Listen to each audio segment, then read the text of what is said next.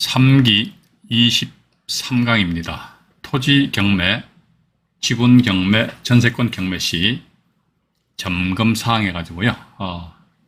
간단하게 맛보기로 해서 보여드리도록 하겠습니다.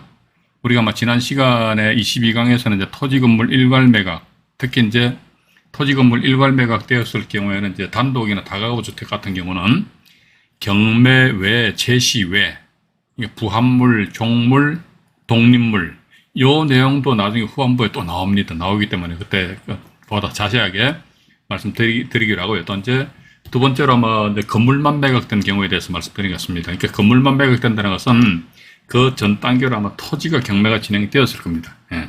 토지가 경매가 진행된 상태에서 건물만 경매되는 경우 있고, 근데 그 건물이 보니까 이 집합 건물 공동주택인 경우 있고 이제 단독 주택인 경우 이렇게 두 가지로 나눠질 수 있거든요.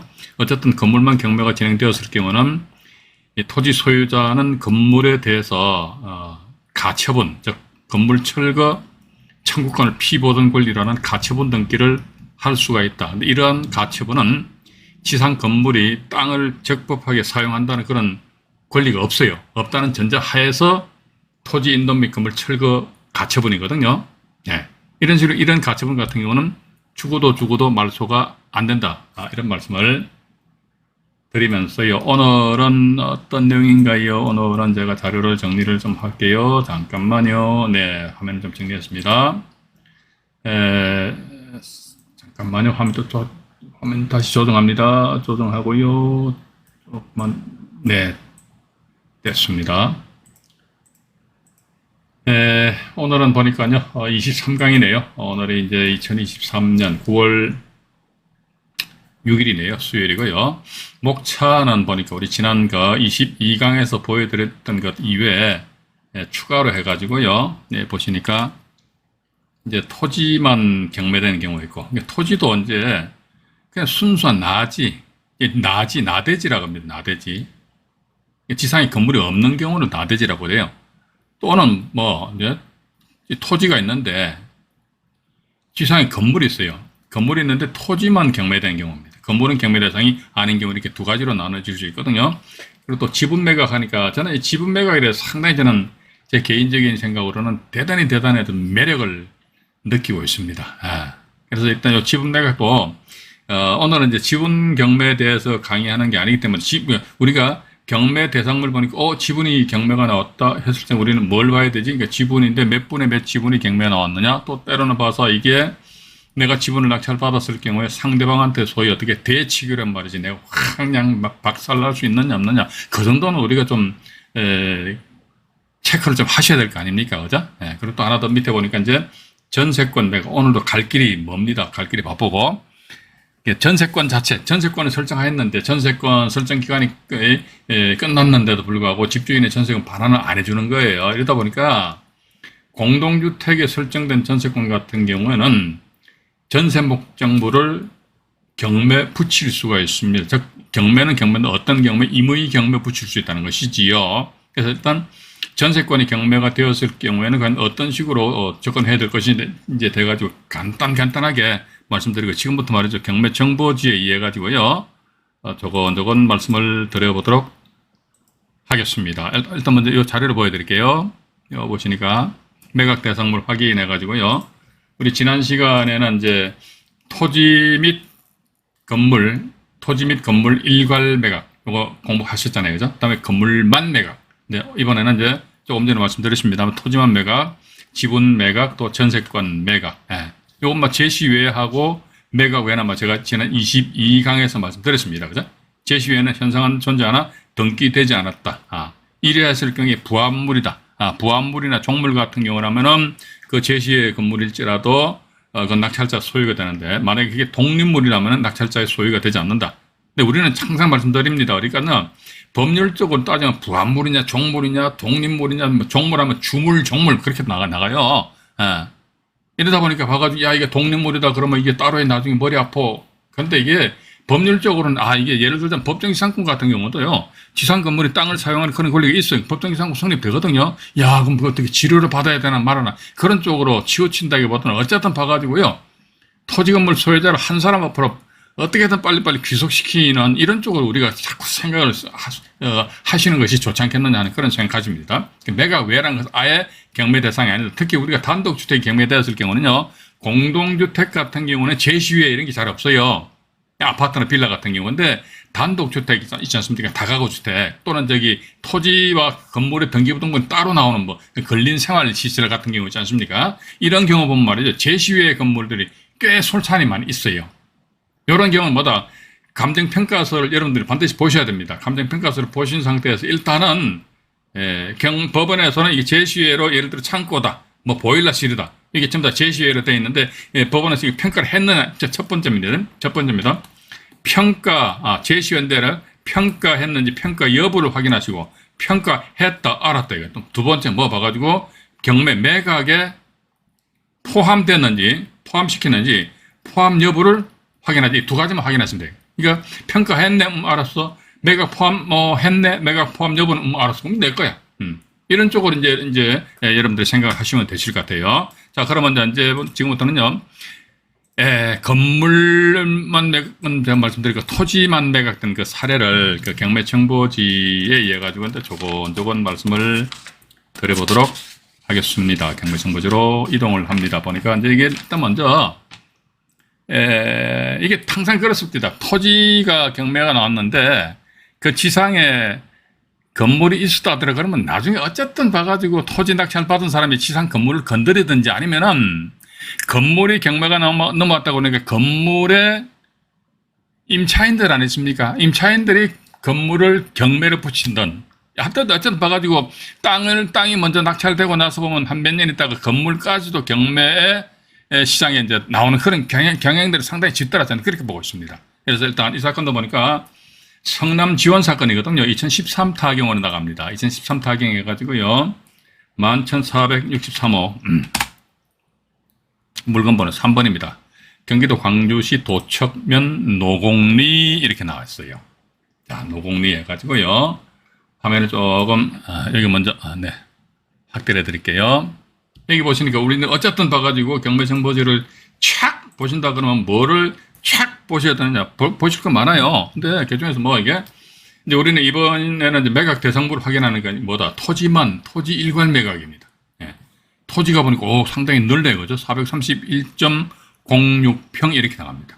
이게 보니까, 총 3필지입니다. 3필지. 그러니까 450-39 외 2필지 이렇게 나와 있거든요. 총 3필지가 땅만 경매 나왔어요. 그런데 그 중에 그 땅 위에 보니까 이 지상에 건물이 있는데 일단 요 당시에는 보면 땅만 경매가 넘어왔다더라. 그런데 사진을 잠깐 볼게요. 사진 보니까, 뭔지 몰라도 저기에 멀리서나마 희미하게, 여기 보면은 이 건물이 보이잖아요. 그죠?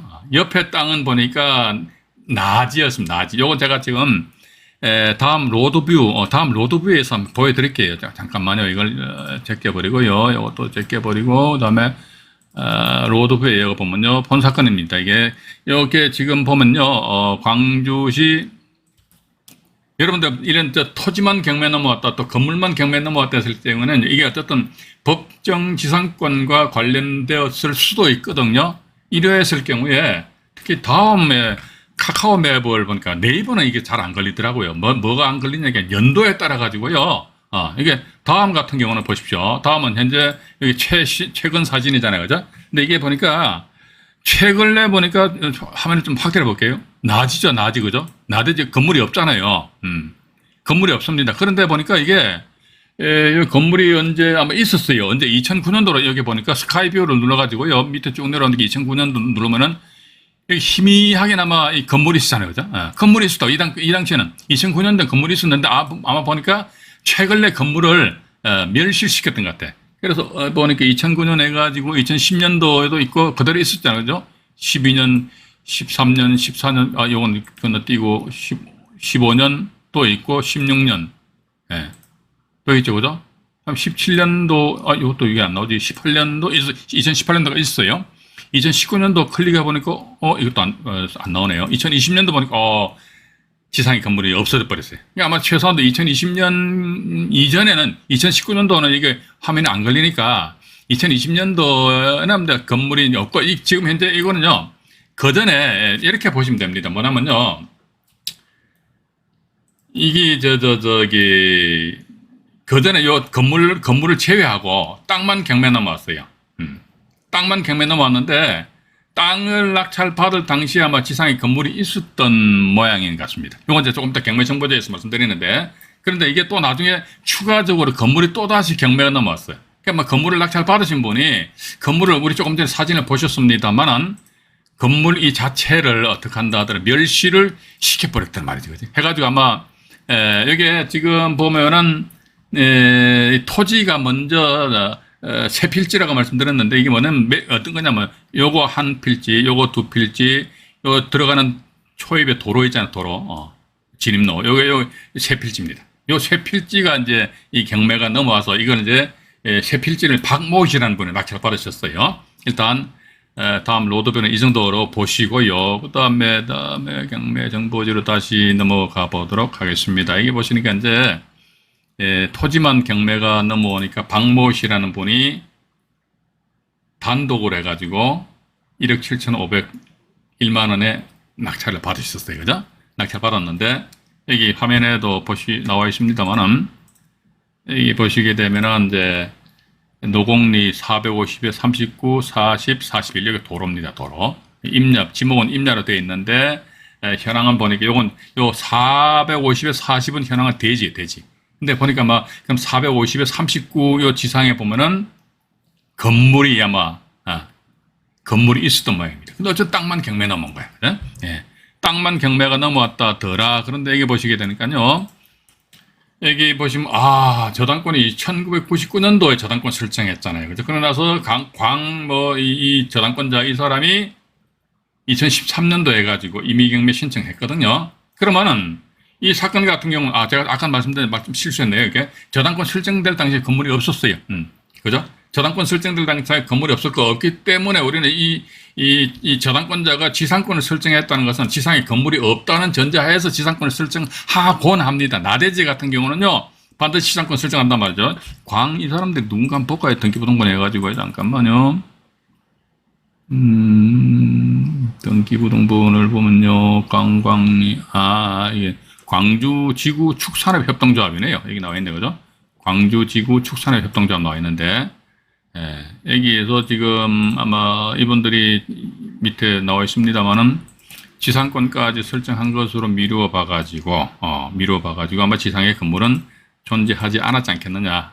그죠? 이게 1999년도인데 이게 아까 우리가 다음 로드뷰를 보는 게 2008년도까지밖에 없어요. 근데 2008년도에 이미 건물이 없었잖아요. 그죠? 저당권이 몇 년도 설정됐습니까? 1999년도에 저당권 설정됐다고.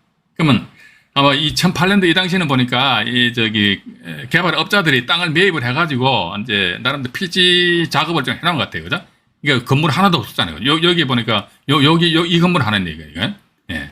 하나 있고, 다음 또 보니까 이제 그 2009년도에 보니까 이제 집을 한 채씩 이제 지은 것 같아요. 그죠? 그러니까 저당권 설정될 즉 1999년도 그 당시에는 지상에 건물이 전혀 없었단 말이죠. 그죠? 여기 보시는 그 본건 같은 게 2008년도만 하더라도 이 건물이 없었다는 거죠. 없었다는 것은 이제 우리가 이제 확인을 하실 수가 있다는 것입니다. 있고요. 잠깐만요. 네. 그래서, 여기서 일단 그러니까 이제 우리가 이제 이게 여기서 법정지상권과 관련된 그런 내용도 포함이 되기 때문에 이것 좀 이해를 좀 하셔야 됩니다. 그래서 이게 99년도 3월 달에 저당권이 설정될 당시에 지상에 건물이 있었나? 없었다? 자, 없었죠, 그죠? 없으니까 저당권하고 지상권 설정하고 그 뒤에 한참 가가지고 이렇게 건물이 지어졌단 말이죠, 그죠? 예. 건물이 지어졌다 하더라도 이 상태에서 어떤, 이 축산협동조합에서 토지를 경매에 붙였다 하더라. 그럼 지상 건물은 땅을 사용할 그런 권리가 없다는 것입니다. 왜 사용할 그런 권리가 없나요? 이렇게 그런 질문은 이 영상물에 댓글로 다시면 안 됩니다. 예. 이건 지금 이번 시간에는 이 법정지상권에 대해서 강의하는 게 아니에요. 그래서 참고로 하나 또 우리 시청자 여러분들에게 당부의 말씀을 올리겠습니다. 뭐냐면요, 제가 예를 들자면 본 영상물에 있어가지고 A라는 주제를 가지고 말씀을 드리잖아요, 그죠? 그러면 A라는 그 주제에 대해 가지고 사항이 있으면요, 거기에 대해서 그 영상물 밑에다가 댓글로 달아주십시오. 어떤 분들은 보는 말이죠. 전혀 A라는 내용을 해서 방송을 했는데 그 내용과는 전혀 관계없는 엉뚱한 걸 막 밑에다 댓글로 질문하시더라고. 저 답답해 죽겠어요, 봐가지고. 또 이제 질문 주시려면요. 예를 들자면 우리가 이제 이 방송 분량이 1시간이 넘잖아요. 그죠? 1시간 넘으면은 예를 들자면 30분 25초 즈음에서 언급한 내용입니다.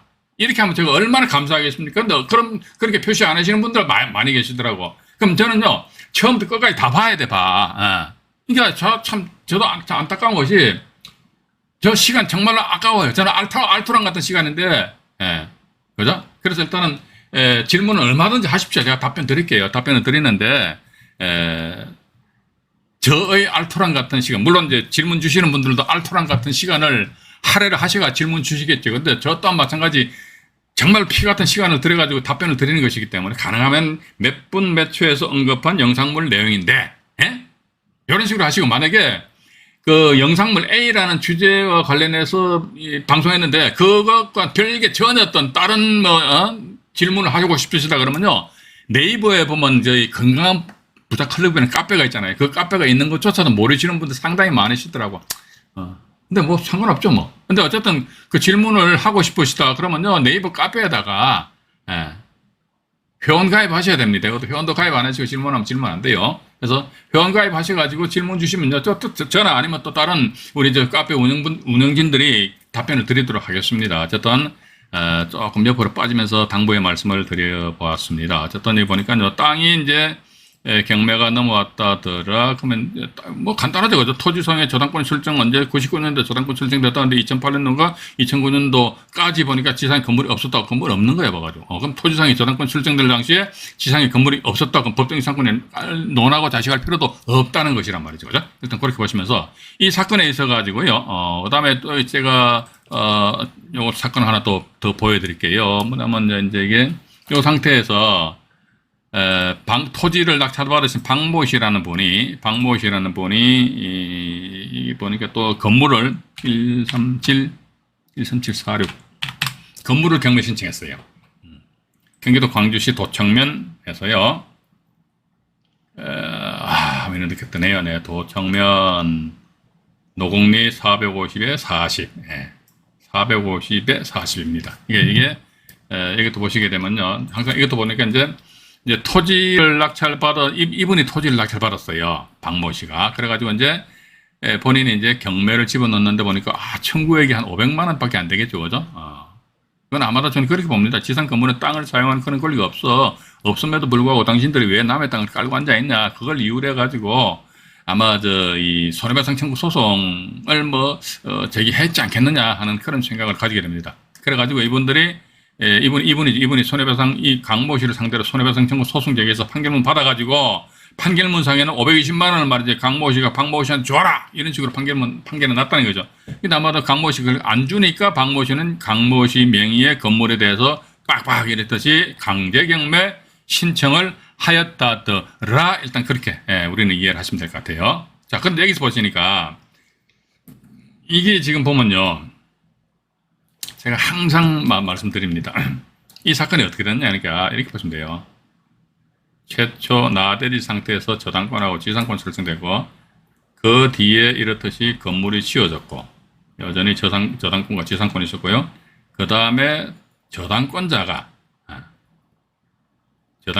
토지를 경매를 붙여버렸고, 토지입니다. 토지를 경매 붙이니까 편의상 A로 할게요. A라는 사람이 토지를 낙찰을 받았고, 근데 그 지상에 여전히 건물은 존재했다는 겁니다. 그 뒤에 A라는 사람이 편의상 이 건물 소유자는 B로 하겠습니다. B. 근데 A는 뭐다? B 건물에 대해 가지고 아마도 가처분 했을 거예요. 건물 철거 청구권에 의한 가처분. 그 다음에 강제 경매. A는 B 건물이죠. B 건물을 A가 강제 경매 신청하였다. 강제 경매 신청하였는데 보니까 이걸 여기 보니까 박모 씨인데 이게 우모 씨로 되어 있거든요. 보니까 엉뚱하게 다른 사람의 낙찰을 받아간 것 같아요. 자, 그럼 제가 조금 전에 말씀 안 드렸습니까? 이런 경우 보면은 지상 건물은 말이죠. 어쨌든 법정 지상권이라는 권리를 가지지 못한데 왜? 최초 토지상에 저당권 설정될 당시 지상에 건물이 없었잖아요. 그죠? 건물이 있어야 되거든요. 이게 법정이상권 성립 요건이 네 가지잖아요. 토지 건물 소유자가 동일하고 토지상의 저당권이 설정될 당시에 그 지상의 건물이 존재해야 되고, 경매로 토지와 건물 소유자가 달라지면서 대법원 98-4360 판결에 의한 단독 저당이 의야만 된다. 이 네 가지 조건 다 맞춰야 됩니다. 그 중에서 하나만이라도 빠져버리면요, 건물은 영원히 빠이빠이 법정이상권 성립 안 됩니다. 법정이상권 성립 안 된다. 그럼 어떻게? 건물은 땅을 영원히 사용 못 한다 이거지. 그럼 오로지 어떻게 한다? 법리적인 측면에서 가지고는 건물은 철거가 돼야 되는 거야. 철거가 돼요. 그런데 아이고 C라는 사람이 건물을 낙찰받아버리네. 우와, 철거됨에도 불구하고, 우리가 법리적으로 측면에서 따지면, 야, 이 사람 바보 같은 사람 아니야. 근데 우리가 이걸 잔잔히 한번 보십시오. 2억 6,988만 880원이 이게 1차 가격이잖아요. 근데 이번에 보니까 4,800만 원에 이걸 낙찰을 받으셨어요. 18%잖아요. 그죠? 예. 그러니까, 이 A란 토지 소유자 겸 낙찰자 이 사람은요, 낙찰자인데, 이 사람이 지상 건물을, 이 건물을 경매를 붙이면서 가지고, 완전히 마음 놓으면 안 되겠죠. 지상 건물은 말이지, 법정 지상권이라는 권리를 가지지 않기 때문에, 이거 어떤 미친놈이 들어오겠노? 못 들어오지. 그럼 뭐, 한참 떨어져가지고, 완전히 개똥값이 되었을 때, 그때 내가 낙찰받아야 그런 엄한 사람 탁 들어 낙찰받아버리거든요. 봐가지고 A라는 사람이 말이지, 이 우모씨 찾아가, 야, 이 사람아, 막 방방 떠봤자 아무런 의미가 없어요. 법정이상권 성립되는지 안 되는지 모르냐? 그러니까 법정이상권이 뭐냐? 그럼 가르쳐 봐라. 가만히 깎아봐요. 건물 부숴까? 그럼 부숴봐라 이거죠. 이게 어떻게 보면 실질적으로 이 건물을 제가 연건평입니다. 연건평 보니까 연면적이 한 67평 정도 되더라고요. 67평 정도 되는데 건물을 철거한다는 것이, 물론 아까 우리가 다음 로드를 보니까 건물을 철거한 걸로 미뤄봐가지고 제가 여 위에다가 이렇게 표시해놨네요. 뭐 제3자에게 건물 매각 뭐 이렇게 뭐 나와 있는데, 어쨌든 봐가지고 이 토지 건물의 이거 제가 등기부등본을 확인 안 해봤습니다만, 토지 건물의 소유권의 한 사람 앞으로 기소하게 되면서 건물을 멸시시켜 버리고 이제 옆에 땅하고 같이 합쳐가지고 이제 아주 멋진 전원주택을 지으려고 했지 않겠느냐 이렇게 생각을 한다는 것이죠. 어쨌든 봐가지고 현재 우리 이 경매 정보지에 집중을 하다 보면 C라는 사람 들어가서 낙찰을 받았다. 이게 왜 받았냐? 이거 이제 법정이상 성립도 안 되는데, 그러니까 내 마음이다. 우리가 제가 항상 말씀 안 드립니까? 이런 이야기는요, 제가 나중에 10년 후에도 이렇게 방송할지 안 할지 모르겠습니다만은, 방송할 때까지 끝날 때까지 항상 이야기할 겁니다. 우리 너무나 법리적인 측면에 너무 필 꽂히지 말자. 법은 법입니다. 사실은 현실은 현실이에요. 그죠? 그러니까 엄밀히 따지면 법정이상권이 성립 안 되기 때문에 이 건물은 말이지 A 말고 다른 사람 들어가 낙찰을 받으면 안 돼요. 법리적인 측면에서 따지면. 그러나 그건 아니거든요. 뭐가지고. 이런 경우 제가 상당히 많이 목격을 합니다. 그냥 목격을 하는데 왜 이런 사태가 발생되느냐. 이게 요겁니다. 이게 1차 감정과 대비해가지고요. 상당히 많이 유찰됐잖아요. 그죠? 그것도 단독으로 들어가 버렸다. 단독으로. 이 날짜에만 이분이 안 들어갔으면 또 유찰 더 됐겠지. 그죠? 그러니까 이건 아마 1차 감정과 대비해서 18%의 이 우모 씨라는 사람이 이걸 건물을 낙찰받았단 말이죠. 받아가지고 이제 딜을 하는 것이지요. 건물 좀 사가시오. 아니면 땅 파시오. 그럼 토지 소유자가 열받아가 내가 건물 부술까? 그러면 부숴봐라. 건물 철거하는 거 그렇게 만만하지 않다고 말씀드렸잖아요. 그죠? 비용도 장난 아닙니다.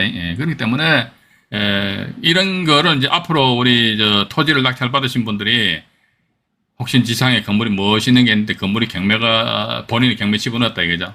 근데 집어넣어가지고 법적으로는 저 건물은 죽어도 나 말고는 다른 놈이 들어가면 완전 개박살나는 거야. 그래서 가만히 놔둬버려요. 그러면 다른 놈이 씩 가져가 버린다니까요. 씩 가져간 상태에서 오히려 어떻게 남 좋은 일만 시킨다니까. 내가 쇠각빠지 해가 내가 토지 낙찰 받아가 말해서 소송해서 지상 건물까지 떡하니 경매를 신청해놨더니 엄한 놈이 틱 들어가 낙찰 받고 나서 나중에 딜이 들어오는 거야. 이거 땅 파시오 나한테. 그냥 땅 팔아라고. 아니면 건물 사가든지 말든지. 이런 식으로 딜을 들어오면 그런 꼬라지를 토지 낙찰자 분들 입장에서 당할 수가 있기 때문에, 그렇기 때문에 적당한 선에서 너무 그냥 싸게 날로 드시려고 그러면은 배탈 나잖아요. 배탈. 그죠? 적당하게 드시는 것이, 맛있게 드시는 것이 좋지 않겠느냐 하는 그런 생각을 가집니다. 이게 지금 여기 보면 이제 법정이상권과 관련된 것인데요. 어쨌든 봐가지고 이건 뭐 여기서 제가 이제 조금 전에 토지가 경매가 돼서 다음에 건물이 이제 경매가 넘어갔다. 그러니까 토지 매각, 건물 매각 이렇게 이제 두 가지로 해서 이제 설명을 드렸습니다. 여기서는 어쨌든 우리가 법정 이상권에 대한 그 강의 시간이 아니다라는 말씀 드렸거든요. 아니고, 그러니까 뭐다. 결국은 이게 매각 대상, 경매 매각 대상이 어떻게 되느냐. 그러니까 현재 보니까 이 물건이 지금 보면 2016년도에 낙찰됐어요. 2016년도에 건물이 낙찰되었는데 지금 보면요 스카이뷰 얘기도 나올란가 모르겠네요. 스카이뷰 해가지고 이게 여기 그대로 나오네, 그죠? 여기 보면 이제 현재는 이제 건물을 이제 멸실시켰다 하더라. 멸실시키고 아마 밑에는 보니까 전원주택지 꽤 있네요, 그죠? 다음 로드뷰를 통해서 이 동네 들어온 김에 분위기나 한번 볼까요? 보면요 축대로 쌓여가지고 저 위에 있는 모양입니다. 이게 밀고 밑으로 해가지고 전원주택인데 어떻게 도로에 딱 붙여서 집을 짓느냐. 저는 이런 게 좀 답답해요. 좀 도로에 좀 떨어지면 좋은데, 그죠? 밑으로 좀 내려가 보면 그냥 그냥 일반적인 전원주택 단지네요. 그죠? 일단 그렇게 좀 이해를 하시기 바라겠습니다.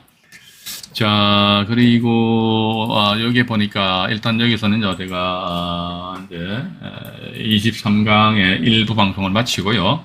화면 정리한 상태에서 23강 2부 방송에서 지분 매각하고 전세권 매각 이 두 가지에 대해서 말씀을 드려보도록 하겠습니다. 3기 23강 1부 방송을 마치도록 하겠습니다.